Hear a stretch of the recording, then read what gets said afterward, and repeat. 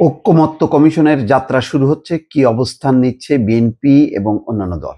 BBC এই শিরোনামে একটি সংবাদ পরিবেশন করেছে যে আজকের থেকে ঐকমত্য কমিশনের বৈঠক শুরু হবে রাজনৈতিক দলগুলোর সঙ্গে, যাতে সংস্কার প্রশ্নে একটি ঐকমত্য তৈরি করা যায়। ডক্টর মোহাম্মদ ইউনূস নিজেই তার প্রধান এবং তিনি নিজে থাকবেন। ইতিমধ্যে বিএনপির একটি টিমও দেখলাম যে প্রস্তুত। ব্যারিস্টার জমিরুদ্দিন সরকার, মির্জা ফখরুল ইসলাম আলমগীর, সালাউদ্দিন আহমেদ, আমির খসরু মাহমুদ চৌধুরী এবং নজরুল ইসলাম খান, আপাতত এই কয়েকজনের নাম জানা গেছে, তারা অংশ নেবে। একটা কঠিন যাত্রা শুরু হচ্ছে আজকে থেকে, বলা যায় যে সংস্কার প্রশ্নে চার্টার বা সনদ তৈরির লক্ষ্যে জাতীয় ঐকমত্য কমিশনের সূচনা আজ বিএনপি, গণতন্ত্র মঞ্চ ও জামাত ইসলামী সহ বর্তমানে সক্রিয় সব দলের জোটের নেতারা অংশ নিচ্ছেন। যদিও এই বৈঠকে জাতীয় ঐকমত্য কমিশনের কাজ শুরুর আনুষ্ঠানিকতা বলা হচ্ছে, কিন্তু এই বৈঠকেও নির্বাচন এবং রোড ম্যাপের তাগিদ আসতে পারে বিএনপি সহ বিভিন্ন দলের পক্ষ থেকে। নির্বাচনী ব্যবস্থা, সংবিধান, বিচার বিভাগ, জনপ্রশাসন, দুর্নীতি দমন কমিশন, পুলিশ সংস্কারের জন্য অন্তর্বর্তী সরকারের প্রথম দফায় যে 6টা কমিশন হয়েছে, সেখানে তারা প্রতিবেদন সুপারিশ সহ জমা দিয়েছে। এই 6 কমিশনের প্রধানদের নিয়ে সরকারের প্রধান উপদেষ্টা ডক্টর মোহাম্মদ ইউনূসের নেতৃত্বে জাতীয় ঐকমত্য কমিশন গঠন করা হয়েছে। ঐকমত্য কমিশন প্রথম বৈঠকে আজ বিকেল 3টা থেকে 5টা পর্যন্ত 2 ঘন্টা চলবে। আমন্ত্রিত দলগুলোকে বৈঠকে অংশ নিতে বলা হয়েছে এবং প্রধান উপদেষ্টা এবং ঐকমত্য কমিশনের চেয়ারম্যান হিসেবে অধ্যাপক মোহাম্মদ ইউনূস বৈঠকে অংশ নেওয়ার জন্য দলগুলোকে আমন্ত্রণ জানিয়েছে। ক্ষমতাচ্যুত আওয়ামী লীগ, 14 দলীয় জোট এবং এর মিত্র হিসেবে পরিচিত জাতীয় পার্টিকে বাদ দিয়ে অন্য দলগুলোকে আমন্ত্রণ জানানো হয়েছে। এখন বিবিসি বাংলাকে আলী রিয়াজ বলেছেন যে সংবিধান সংস্কার কমিশনের প্রধান 6 মাস সময় দেয়া হলেও এর আগেই দলগুলোর সঙ্গে দফায় দফায় আলোচনা করে ঐকমত্য তৈরির চেষ্টা থাকবে তাদের।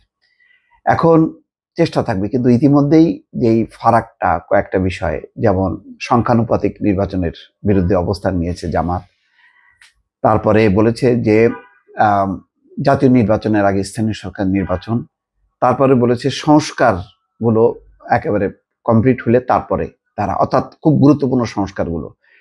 আর বিএনপির দৃষ্টিভঙ্গি হচ্ছে ন্যূনতম সংস্কার, বিএনপির দৃষ্টিভঙ্গি হচ্ছে আগের সংসদ নির্বাচন, বিএনপির দৃষ্টিভঙ্গি হচ্ছে আগের মতন দলীয় প্রার্থীগত যেই নির্বাচন সেটি। তো এই যে মতপার্থক্যগুলো, এই মতপার্থক্যগুলো যখন কি সামনে উঠে আসবে এই আজকে থেকে যে আলোচনা, সেই আলোচনায় এই ধরনের বলা যায় বেশ কিছু বেসিক পয়েন্টে যে মতপার্থক্য, এটা কিভাবে নিরসন হবে, এটা নিরসন করতে করতে এই আলোচনা কতদিন প্রলম্বিত হবে, এবং এই আলোচনার আজকে শুরুর কথা বলা হচ্ছে, কিন্তু শেষ কবে, কতদিনের মধ্যে শেষ মানে করতে হবে তার কিন্তু টাইম ফ্রেম নেই। যেমন টাইম ফ্রেম নেই ঠিক নির্বাচনের মানে একেবারে ডেডলাইন, যে কবে নির্বাচন, যে 5ই ডিসেম্বর বা 10ই ডিসেম্বর নির্বাচন, তার আগে অর্থাৎ আগস্টের মধ্যে বা সেপ্টেম্বরের মধ্যে শেষ করতে হবে, তারপর অক্টোবর, নভেম্বর, ডিসেম্বর, এই 3 মাস রাখতে হবে নির্বাচনের জন্য। তার মানে অক্টোবরের মধ্যে, আজকে এই ফেব্রুয়ারি, মার্চ, এপ্রিল, মে, এই 3-4 মাস যথেষ্ট সময়। মানে এই সময়ের মধ্যে মানে প্রতিদিন আলাপ আলোচনা করে কি একটা ন্যূনতম ঐকমত্য হবে কিনা, কার কি দৃষ্টিভঙ্গি। যেমন অনেকে বলছেন যে নতুন দলের জন্য একটা সময় দরকার, জামাত ইসলামও চাচ্ছে একটি সময় তাদের সাংগঠনিক প্রস্তুতির জন্য। তারা দেশব্যাপী দৌড়ে বেড়াচ্ছেন সংগঠনকে পুনর্জীবিত করা, ইসলামী দলগুলোও দৌড়াচ্ছেন এবং নতুন দলও গঠনের তোড়জোড় চলছে। এই তোড়জোড় এবং এই প্রস্তুতিটা বিএনপি কিছুটা মানে এখানে চিন্তিত।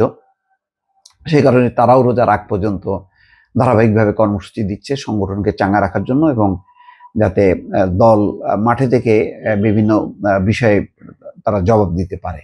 এটা বলা যায় যে একটা প্রাক নির্বাচনী মহড়া কিন্তু হচ্ছে। তো সেই কারণে অন্য দলগুলো সময় চাচ্ছে, বিএনপি মনে করছে যে এখনই উপযুক্ত সময়, যত দ্রুত সম্ভব নির্বাচন, তত দ্রুত তারা খুব ভালো তারা ফলাফল ঘরে আনবে। এই যে টানাপোড়নটা চলছে, এই টানাপোড়নের মাঝখানে এই আলোচনাটা মানে ঠিক খুব যৌক্তিক সময়ের মধ্যে শেষ করা যাবে কিনা, অনেকগুলো কিন্তু শঙ্কা রয়েছে।